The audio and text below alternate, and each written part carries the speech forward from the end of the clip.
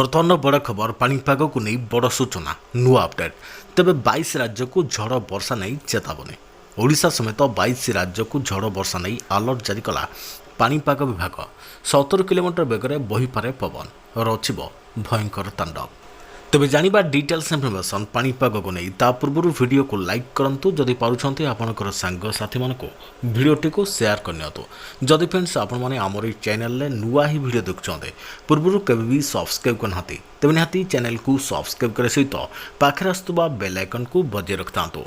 तेबे देशर विभिन्न स्थान में झड़ वर्षा संपर्क में पाणीपाग विभाग पुणी थे एक बड़ सतर्कता जारी करिছে। दिल्ली उत्तर प्रदेश और जम्मू और काश्मीर उत्तर पूर्व राज्य पर्यंत मोट 22टी राज्य और केन्द्रशासित अंचल पर खराब पागर सतर्कता जारी कर भारतीय पाणीपाग विभाग आईएमडी अनुଯାयी आगामी दिन में अनेक अंचल में प्रबल झड़ वर्षा बिजुली और प्रबल बेगर पवन बहिबार संभावना रही। किछि स्थान में पवन बेग 70 किलोमीटर पर्यंत पहुंची पारे जहाँ साधारण जीवन को बाधाप्राप्त करें और चाषी फसल को क्षति पहुंचार आशंका सृष्टि करें।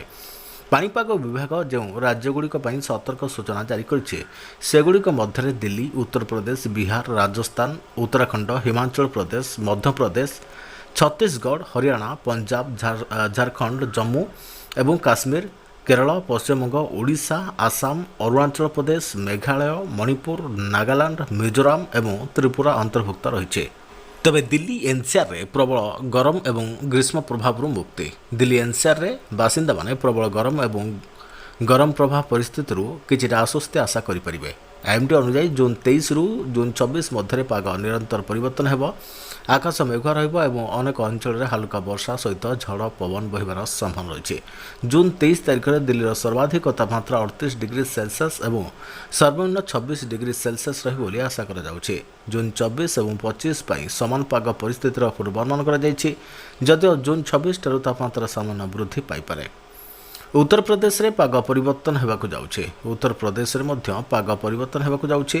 मेरठ गौतम बुद्धनगर अलीगढ़ आगरा मथुरा हमीरपुर काशीनगर बस्ती कानपुर झांसी अयोध्या रामपुर गोरखपुर प्रयागराज एवं वाराणसी समेत अनेक जिला हल्का वर्षा सतर्कता जारी कर अंचल गुड़िक घंटा प्रति 30 रु 40 किलोमीटर बेगर पवन जहाँकि प्रबल बेगर पवन बहिबार संभावना रही।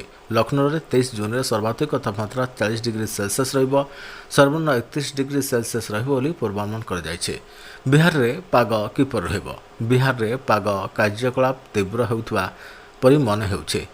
गया पूर्व चंपारण पश्चिम चंपारण बक्सर भोजपुर वैशाली मुजफ्फरपुर समस्तीपुर दरभंगा मधुबनी पूर्णिया सुपौल सहरसा कटिहार भागलपुर मुंगेर एवं आरारिया प्रबल वर्षा और प्रबल पवन चेतावनी जारी कर। अंचल गुड़िक पवन बेग घंटा प्रति 50 रु 55 किलोमीटर पर्यंत पहुँची पारे। पाटना में सर्वाधिक तापमात्रा 38 डिग्री सेल्सियस और सर्वनिम्न 29 डिग्री सेल्सियस रही आशा कर। सेहीपरि उत्तर पूर्व भारत वज्रपात सतर्कता।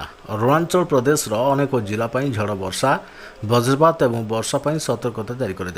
पश्चिम कामेंग पूर्व कामेंग पामुपारे पश्चिम सियांग निम्न दिबांग उपत्यका लोहित एवं नामसाई जिले में पाग परिस्थिति विशेष भाव में गंभीर होबार संभावना रही। पूर्व सियांग उपर सियांग निम्न सियांग दिबांग उपत्यका अंजा चांगलांग तिराप एवं लंगडिंगी जिले में समान पाणीपागर परिस्थिति अनुमान कर। आगामी दिन में उत्तर पूर्व भारत में प्रबल अति प्रबल वर्षा होगा संभावना रही। पाणीपाग विभाग एक गंभीर चेतावनी जारी करिছে विशेषकर आसाम और मेघालय। जून 28 तारिख पर्यंत अरुणाचल प्रदेश आसाम मेघालय नागालैंड मणिपुर मिजोराम और त्रिपुरा में व्यापक वर्षा होबार संभावना रही। जून 23 रु जून 26 मध्य राज्यगुड़िक झड़ वर्षा और वज्रपात होबार संभावना रही।